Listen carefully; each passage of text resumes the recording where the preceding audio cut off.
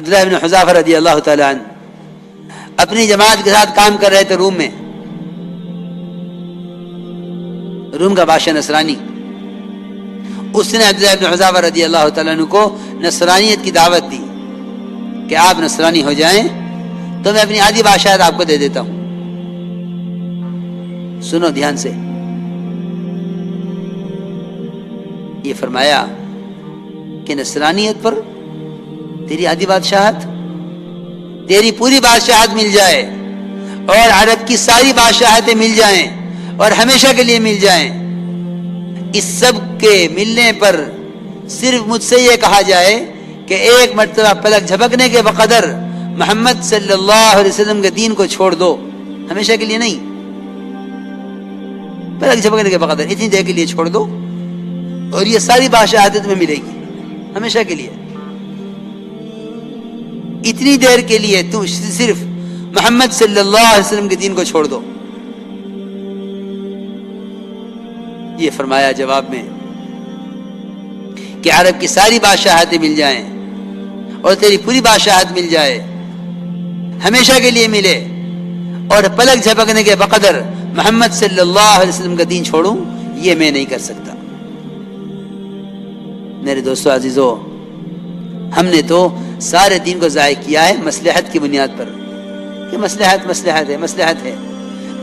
کی بنیاد پر. حضرت تھانوی رحمۃ اللہ علیہ فرماتے تھے کہ مصلحت کیا ہے؟ یہ مصلحت جو ہے نا، یہ اصل میں مصالحہ ہے، مصالحہ جس سے کھانا بنتا ہے. جتنا اس کو باریک پیسا جاتا ہے اتنی کھانے میں لذت ہوتی ہے. یہاں مصلحتوں کا خیال کرتے ہیں، دین کو ضائع کرتے ہیں مصلحت کے لیے، حالانکہ مسالے پیسنے کی چیز ہیں کہ جو مصلحت تمہارے سامنے آئے اسے پیس ڈالو دین کے لیے، تمہارے دین میں لذت جب ہوگی، ورنہ دینی سمجھوتا کر بیٹھو گے. دینی سمجھوتا کہ ٹھیک ہے اسلام ٹھیک ہے لیکن حالات دیکھو. میرے دوستو عزیزو، اب حال یہ ہے کہ 2-4 بات ہم آپ کی مان لیتے ہیں، 2-4 بات ہماری مان لیجئے. ہمارا مطالبہ اسلام کے فرائض کا ہے، آپ کا مطالبہ غیروں کے طریقوں کا ہے. 2-4 بات آپ ہماری مان لیں، 2-4 بات ہم آپ کی مان لیں، اس طرح مل جل کے زندگی گزار لیں. خدا کی قسم اس کو قرآن کی اصطلاح میں نفاق کہتے ہیں. اس کو قرآن کی اصطلاح میں نفاق کہتے ہیں. استقامت اس کو نہیں کہتے کہ میں نماز پڑھ لوں، آپ روزہ رکھ لیں، فلاں زکوٰۃ دے دے، فلاں معاملے کا اچھا ہو جاوے، فلاں کے اخلاق بہتر ہو جاوے. اس کو اسلام نہیں کہتے، اس کو استقامت نہیں کہتے. ایک مسلمان اگر ساری دنیا اس کے ایک عمل کے مقابلے میں آ جاوے تو یہ اپنی جان گوا دینا، اپنی سعادت سمجھے، لیکن دین پر آنچ نہ آنے دے، اس کو استقامت کہتے ہیں. ورنہ حالات کے مطابق چلنا، اس کو استقامت سمجھنا. استقامت پورے دین پر چلنے کو کہتے ہیں. کسی ایک عمل کو پکڑ کر بیٹھ جاتے ہیں، کہتے ہیں کہ ہمیں استقامت ہے. نہیں، یاد رکھنا میری بات، کسی ایک عمل کو پکڑ لینا، اتنی استقامت تو منافقین میں بھی تھی، اتنی استقامت ان میں بھی تھی. استقامت اس کو نہیں کہتے. استقامت کہتے ہیں پورے دین پر چلنا حالات کے مقابلے میں. کیونکہ اللہ رب العزت نے قرآن میں منافقین کا حال بیان کیا ہے. قرآن میں منافقین کا حال بیان کیا ہے. اور یہ فرمایا ہے کہ لوگوں میں ایسے بھی لوگ ہیں جو کفر و اسلام کے بارڈر پر چلتے ہیں، نہ پورے کفر میں نہ پورے اسلام میں، کہ یہ درمیان کا راستہ بنا لو. اس راستے کا فائدہ یہ ہے کہ اگر حالات اچھے ہوں گے تو ادھر ہو جانا، حالات خراب ہوں گے تو ادھر ہو جانا. لکھا ہے مفسرین نے کہ یہ مدینہ منورہ میں آ کر رہتے تھے. اگر تجارت اور زراعت میں نقصان ہوتا تو کہتے کہ اسلام اچھا دین نہیں ہے، اور اگر نفع ہوتا تو کہتے کہ ہاں یہ دین بہت اچھا دین ہے۔ یاد رکھنا، دین کو دنیا کی برکات کے لیے اور دین کو اپنی دنیا کی خواہشات کو پورا کرنے کے لیے اختیار کرنا، یہ نفاق ہے، ایمان نہیں ہے۔ یہ نفاق ہے، ایمان نہیں ہے۔ دین تو اللہ کا حق ہے، وہ ہمیں بھوکا رکھے، ننگا رکھے،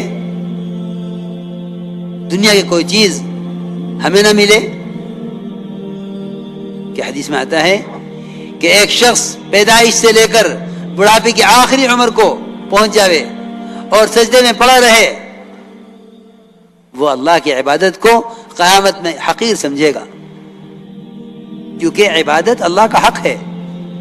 کوئی معاملہ نہیں ہے اللہ کے ساتھ کہ ہم تیری عبادت کریں گے تو ہمیں کھلائے گا، بالکل معاملہ نہیں ہے اللہ کے ساتھ۔ عبادت اس کا حق ہے۔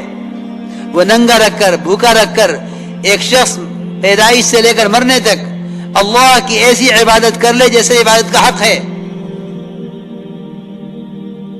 اور اللہ اس کو دنیا میں ایک ذرے کے برابر کچھ نہ دیں۔ اللہ کو اس کا حق ہے، کیونکہ عبادت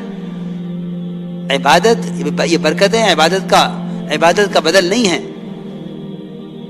عبادت اللہ کا حق ہے، عبادت اس کا حق ہے۔ اگر وہ سارے عابدوں کو جہنم میں ڈال دے، اس کو اس کا حق ہے، اس کی سمجھیت کا تقاضا ہے، یہ کوئی چو نہیں کر سکتا، یہ اس کی طرف ظلم نہیں ہوگا۔ ظالم تو ہم ہیں کہ ہم ایک عمل کر کے یوں سوچتے ہیں کہ اس عمل کے بعد یہ وہ تو ہوا نہیں جو میں چاہتا تھا۔ اس لیے میرے دوستو عزیزو، میں اس لیے عرض کر رہا ہوں کہ صبر کو، شکر کو سمجھنا چاہیے کہ صبر تقوی کے ساتھ ہے، صبر تقوی کے ساتھ ہے۔ بغیر صبر کے جو تقوی کرے وہ بغیر تقوی کے صبر اختیار کرے، جو بغیر تقوی کے صبر اختیار کرے وہ تو بالکل ایسا ہے جیسا کوئی چور یا کوئی مجرم کہ تقوی کے بغیر عزیزہ برداشت کر رہا ہے۔ اس لیے میں نے عرض کیا کہ دین کے بارے میں، کیونکہ اب خیال ہی ہونے لگا ہے کہ بھئی باطل سے سمجھوتا کر لو تاکہ کم سے کم دنیا کا وقت تو صحیح گزر جاوے، آخرت کے دوام کا تصور نہیں ہے، گزرنے والی دنیا کا فکر ہے، آخرت کے دوام کا تصور نہیں ہے۔ آخرت کا دوام کا تصور کرو۔ اس لیے یہ بہت نازک بات ہے، بہت نازک بات ہے کہ ہم دینی سمجھوتا کر لیں کہ ٹھیک ہے، دو بات ہم آپ کی مان لیں، دو بات آپ ہماری مان لیں، اس طرح دنیا میں گزارا ہو جاوے کہ قرآن کی اصطلاح میں اس کو نفاق کہتے ہیں۔ آپ صلی اللہ علیہ وسلم سے مشرکین نے بڑے مطالبے کیے ہیں اصلاح ان کے۔ آپ صلی اللہ علیہ وسلم جب بھی آپ بیت اللہ کا طواف کرتے تو آپ ہر چکر میں حجر اسود کا بوسہ لیتے، یہ آپ کو پسند تھا، یہ آپ کو پسند تھا حجر اسود کا بوسہ لینا۔ مشرکین نے جب یہ دیکھا کہ آپ کو حجر اسود کا بوسہ لینا پسند ہے تو انہوں نے یہ کہا کہ اے محمد صلی اللہ علیہ وسلم، ہم آپ کو حجر اسود کا بوسہ نہیں لینے دیں گے جب تک آپ ہمارے بتوں کے سامنے جھکتے ہوئے نہیں جائیں گے۔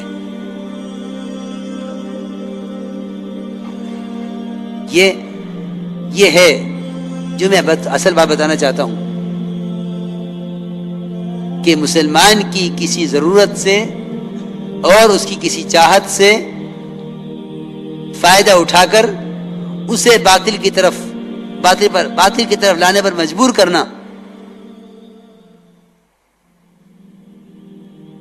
آپ کے دل میں ہلکا سا خیال اس طرح آ کر گزر گیا کہ آپ نے اس خیال کو پکایا نہیں، صرف خیال آیا ہلکا سا کہ اگر جسمانی طور پر، صرف جسمانی طور پر، دل میں تو نعوذ باللہ اس کا تصور بھی نہیں ہے کہ ان کے بتوں کی طرف جھکا جاوے، ہلکا سا خیال آیا کہ اگر ان کے بتوں کی طرف ذرا سا اشارہ کر کے آگے بڑھ جاؤں اور حجر اسود کا بوسہ لے لوں تو اس میں کیا حرج ہے؟ مگر اللہ رب العزت ہر وقت دائیں پر نظر رکھتے ہیں کہ یہ کب کہاں کیا کر رہا ہے. اننی معکما اسمع و ارا، تم کیا کہہ رہے ہو میں بھی سن رہا ہوں، اور کیا کر رہے ہو وہ بھی دیکھ رہا ہوں.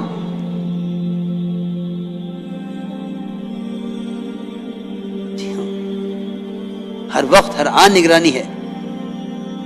آپ نے فرمایا آپ کے دل میں ہلکا سا خیال آیا کہ اگر صرف جسم سے، عقیدت سے نہیں، اندر کے ارادے سے نہیں، دل مطمئن ہے ایمان کے ساتھ، اگر صرف جسم ذرا سا جھک جائے ان کے سامنے، اس سے مجھے حجر اسود کا بوسہ لینے دیں، اس میں کیا حرج ہے؟